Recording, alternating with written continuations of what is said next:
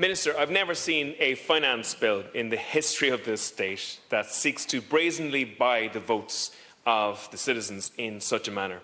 It's an incredible situation. Even the timing of the once-off payments are designed to happen just before the election and just after the election. This is not the government's money that you're actually using to buy these votes. These are the citizens' money that you're actually leveraging to put yourself back into government.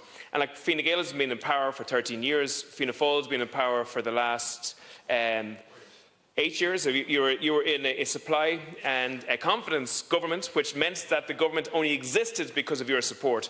And in that time, it's like the government are trying to hypnotise the people of Ireland with shiny coins to try and make them forget exactly what's happened in this country over the last 10 years. And I believe it's absolutely wrong in relation to that. I believe that the finance bill should have had 4 major objectives. I believe, first of all, it should have looked at the issue of capacity within our infrastructure.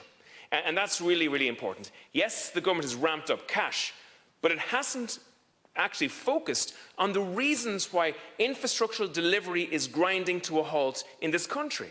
It hasn't looked at the issue of waste that's happening in this country. So, for example, in housing, transport, health, energy and water, this country is significantly under-provided for.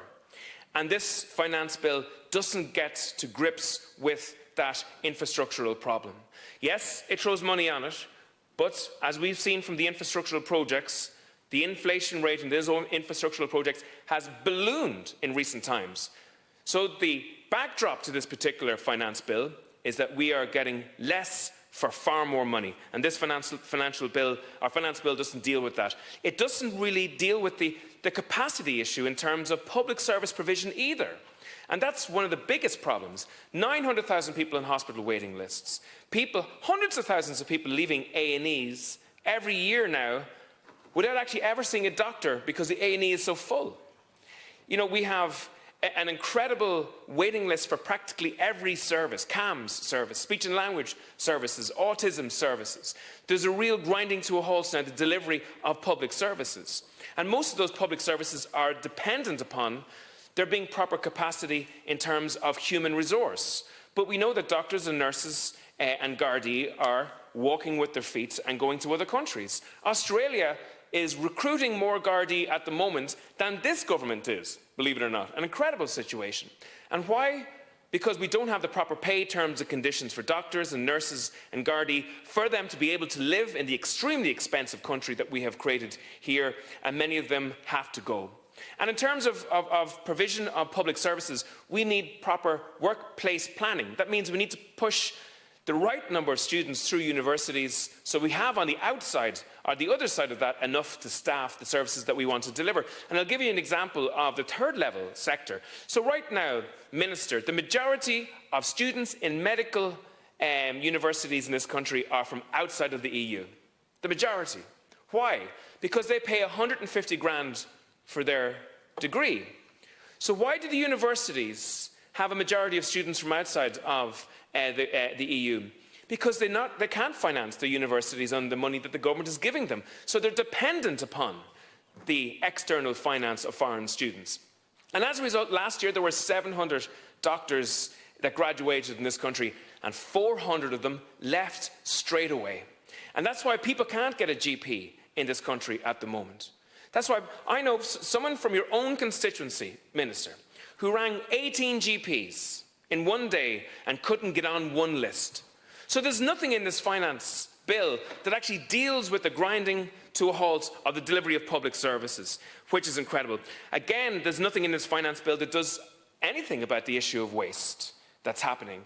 The National Children's Hospital, 2.25 billion euros and not a child in it. 300 million euros on Metro North, not a shovel put in the ground. 22 million euros on ventilators that never worked. It's 50 grand a year spent to keep them in a shed somewhere.